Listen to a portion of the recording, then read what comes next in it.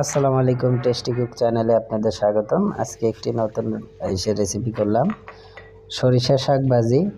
কী প্রসেসিংয়ে করলাম দেখতে থাকুন। এবং শাকটি অত্যন্ত সুস্বাদু হয়েছে, শীতকালে খুবই মজা। এটা খেতে আমাদের ভালো লাগে, আপনাদেরও ভালো লাগবে। আপনারা বাসায় ট্রাই করবেন এবং রান্না করে আমাদের জানাবেন কীভাবে কীরকম হলো, কমেন্টে জানাবেন।